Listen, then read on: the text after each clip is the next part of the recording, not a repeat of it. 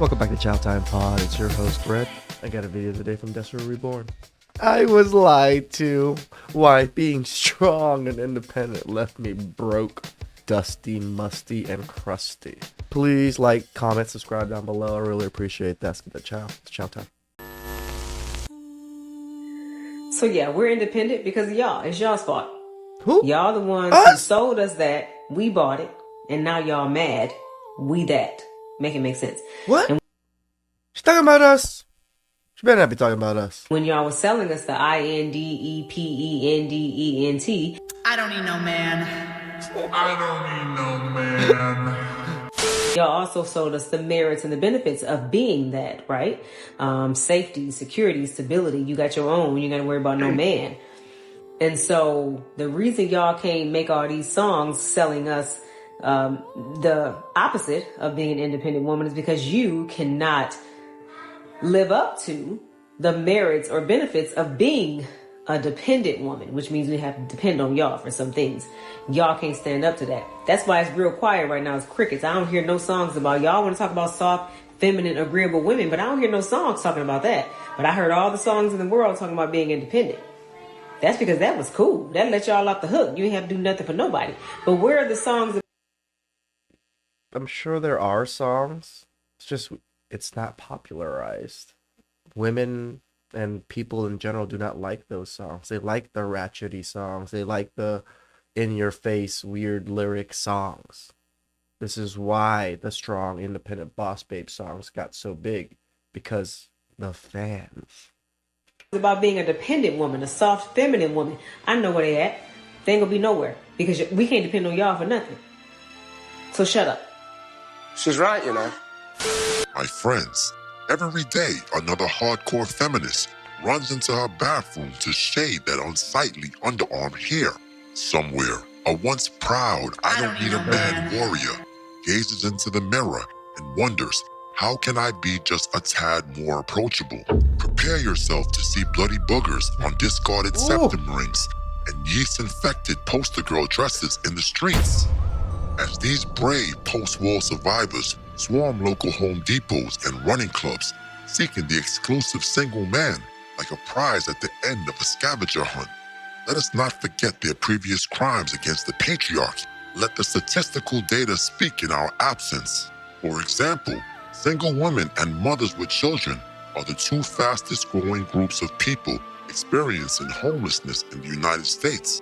Now I ask you, how could Drake or Kendrick Lamar compete with bars from HUD? For example. You know, so many people glamorize being a parent, a single parent. I don't need a man for nothing. I could do it by myself. Let's really talk about it. Let's. Being a single parent is not for the weak-hearted. It's not something to be glamorized.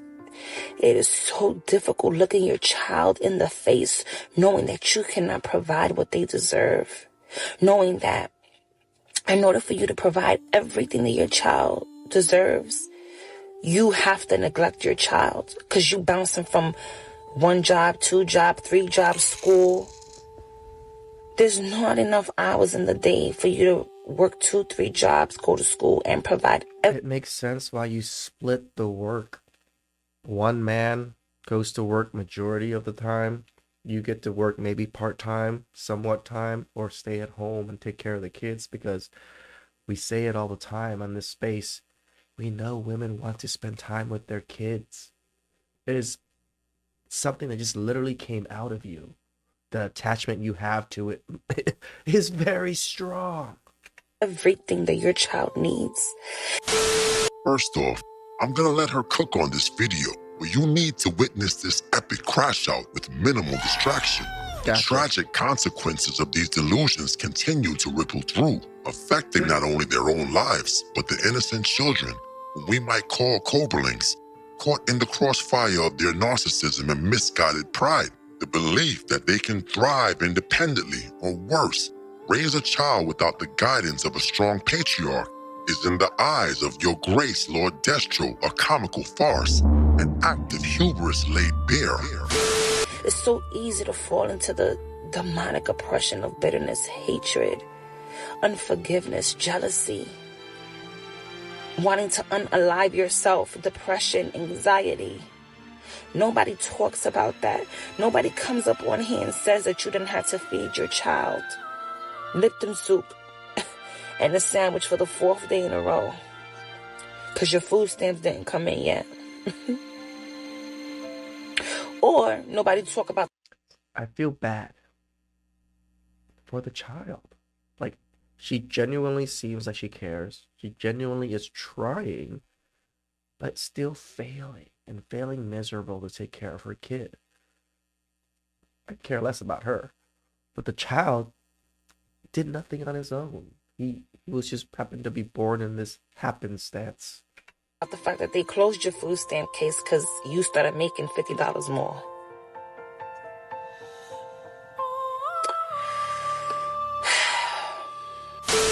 No one talks about the father who, after losing his job, finds himself jailed for falling behind on his child support payment. A cruel irony, isn't it? It's funny how the system works. After these women face the heartbreak of a failed relationship with their first love, Uncle Sam, the government, they often come running back to Jesus, seeking redemption for their sins, hot girl summers, and poor choices. The church becomes... That is literally the Whatever podcast right there, what he just described. ...their sanctuary, but only after the states have used and discarded them, leaving them no other option for salvation. This poignant cycle, full of irony and quiet tragedy, is the future of many post-war survivors. And your grace commands you not to interfere with this natural process. Don't do it. Let's talk about how lonely it is. You have nobody to relate to you because the majority of your friends, they did things the right way, right? They went to school, they got their career, they doing what they got to do. And hey, they could be a single parent, but hey, at least they got the funds to fund it, right? They're not working 2, 3, 4, 5 jobs. They working one. They could switch off holidays and every other weekend. Another myth unveiled. What are the real occupations most women hold today? According to recent U.S. labor data, these are the top 10 jobs commonly occupied by women. Number 1, teachers. Number 2, registered nurses, aka RNs. Number 3... And the statistics always say, Candace Owens says this a lot too, these are the exact same jobs that women pretty much topped in 100 years ago. They were the same jobs. You guys fought so hard to be strong and independent, to do the exact same thing your ancestors did when they were oppressed. Secretaries and assistants. Number 4, customer service representatives. Number 5, nurses assistants, aka the evil CNA. Number 6, retail salespersons. Number 7, first-line supervisors of retail sales workers. Number 8, accountants and auditors. Number 9, personal care aides. And number 10, maids and housekeeping cleaners. Let us not forget the pay-for-play providers as well. Now let me ask you this. How many of these professions pay enough to sustain an entire household, especially with children? Maybe the nursing one, if she's like a top-end nurse, but nurses also do crazy hours. So even if you made good money, you're not spending time with your child. On a single income. The reality is that many women who claim independence are receiving financial support, whether from the children's fathers or the government. Friends, it's time to see past the smoke screens of media and feminist rhetoric. Independence is really as simple or as self-sufficient as it is made out to be. Let's stay wise to the larger system at play. You? That single parent, that 24/7, 365 single parent, is different. So you hold it up inside and you get better and better, and loneliness, then you start self-sabotaging. And this is part of the biggest reason why you don't want to deal with single mothers. The bitterness that they have is beyond most women because they have to deal with so much. Destroying yourself little by little in little ways that only you notice. You think you only know this, but your kids do. Then you Yep. gotta work on that. Kids are amazing. They learn, they see, they observe, and they're very good at it. This is why stable households with stable parents that really are loving with each other creates stable kids that also have that kind of mentality and way about life. When you have a single mother that is struggling, that's all the kid sees is struggle. Using your children as emotional punching bags. Because you hate life so much, and it's like you can't even look your kids in the eyes and have a regular conversation about cartoons because everything bothers you. That's real.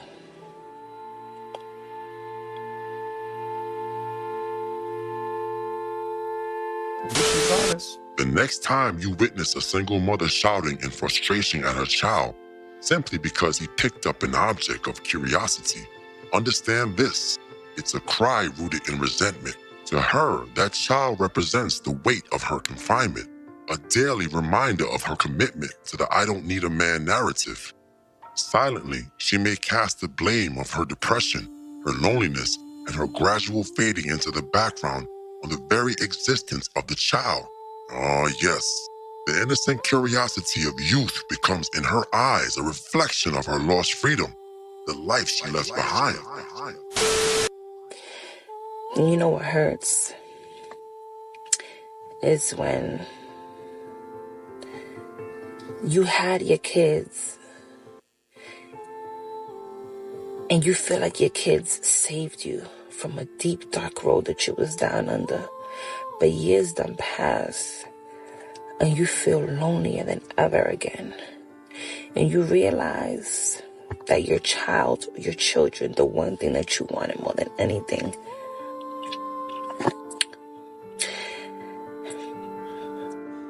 there's no longer enough reason to make you want to stay on this earth. Because just maybe, they might be better off without. Okay. Now I genuinely feel bad. I usually do not, but when they're speaking of this particular subject because they're struggling so hard, that's tough. It's tough for anybody, man nor women. And I get it. I get it. You. Because we too busy flexing on Instagram, making reels. Talking about I don't need a man, I don't want a man, I could do it on my own. Worry about who could give a F less. There is a competition on who could give a F less. She isn't wrong. This is our society nowadays. Newsflash. This is why I encourage you guys to help the people around you. Maybe not help the women, but help the people around you. Everybody's struggling. You know, if you could help a little person, not little person, but a person in a little bit of a way, it might make their day, it might make their life, it might make their year. Ash.